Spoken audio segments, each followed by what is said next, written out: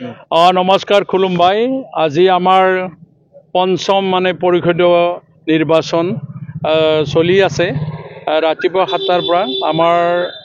যেটো চেণ্টাৰটো আছে আমাৰ দেউলকুচি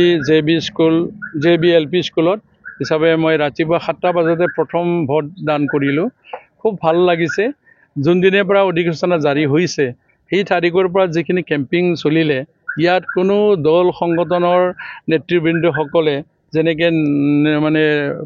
পৰিচালনা কৰিছে সকলোৱে ভাল চিন্তাৰে এইবাৰ সহযোগ কৰিছে তাৰ কাৰণে শান্তিপূৰ্ণভাৱে কেম্পিংটো হৈ যায় আজি ভোট দান কৰিব পৰা সুবিধাটো হৈছে তাৰ কাৰণে সকলো দল সংগঠনৰ নেতৃবৃন্দ বা সদস্যসকলক প্ৰথমতে মই ধন্যবাদ জ্ঞাপন কৰিছোঁ আৰু আজি দিনটোৰ সকলো নিজৰ দল সংগঠনৰ নেতৃবৃন্দসকলেও শান্তিপূৰ্ণভাৱে যাত্ৰাবাস একেলগে যেন চলোৱাই লৈ যায় মই এই কথাৰে মই আহ্বান ৰাখিছোঁ আৰু যিহেতু সংবিধানৰ গণ্ডিৰ মাজত 6 শিডিউলৰ অধীনত যি নিৰ্বাচনী চিষ্টেম আজি খুবেই আনন্দ পাইছোঁ ৰাইজে আৰু মই যিহেতু পিপল দলৰ এজন সদস্য হিচাপে মই এক্স MCLA হিচাপে যেটো ভালে পাইছোঁ ময়ো পিপল দলৰ পৰা টিকেট বিচাৰিছিলোঁ কিন্তু টেকনিক্যালি কিবা অসুবিধা থকাৰ কাৰণে হয়তো মোক দিব পৰা নাই মই ইয়াত আপত্তি জনা নাই যেহেতু সকলোৰে অধিকাৰটো আছে হিচাপে বৰ্তমান চিফ মহোদয়ৰ লগত যিখিনি কেম্পিঙত মই ঘূৰিলোঁ এই ঘূৰি মই গম পালোঁ 40টা সমষ্টিৰ ভিতৰত কমেও আমি 25ৰ পৰা 21-22ৰ ভিতৰত আমাৰ একদম কেণ্ডিডেট জয় হোৱাটো নিশ্চিত হৈ আছে যেহেতু বুথৰ ছিষ্টেমৰ যিখিনি অৰ্গেনাইজ কেম্পিং কৰিছে এই ছিষ্টেমটোৰ কাৰণে আমি জিকিব পাৰিম বুলি মোৰ দৃঢ় বিশ্বাস আৰু যিখিনি কাম কৰিলে 5টা বছৰৰ চিফ মহোদয়ে বিভিন্ন আঁচনি ফ্লেগশ্বিপ স্কিম লৈ এই আঁচনিবিলাক সকলো ৰাইজে আগুৱাই লৈছে যেনেকুৱা UN Super 50 পঞ্চায়ত বিধাংকি আই অঞ্চল বিধাংকি মাইনাও চেৰাং বিধাংকি আলাৰে চেৰাং বিধাংকি ফিন্দ্ৰ ডুমখাং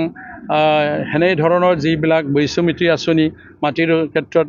আৰু এটা কথা কৈছে যে যিহেতু চুক্তিত শান্তিৰ কথা কৈছিলে আৰু সেই চুক্তিৰ যিখিনি কথা এইটো ভাল থকাটো আমি দেখা পাইছোঁ এই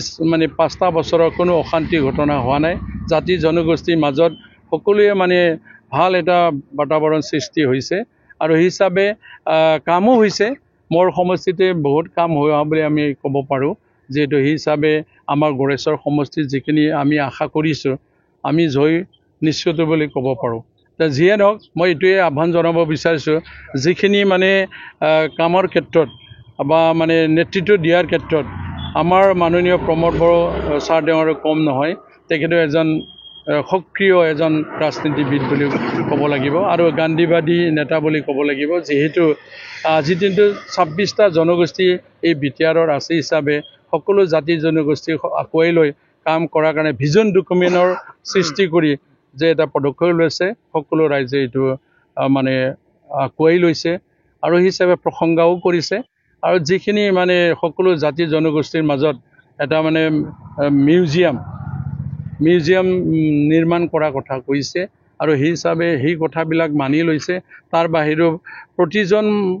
ব্যক্তি সকলৰ কাৰণে সুবিধাজনক আঁচনিবিলাকো লোৱা হিচাপে ৰাইজে অলপ প্ৰশংসা কৰিছে তাৰ কাৰণে মই ৰাইজক এই নিৰ্বাচনৰ দ্বাৰা আহি থকা যিটো আমাৰ আজিৰ ভোটৰ দ্বাৰা চৰকাৰ যে হ'ব এইটো দৃঢ়তাৰে মই বিশ্বাস কৰিছোঁ আৰু এককভাৱে চৰকাৰ হ'ব এইখিনি কথা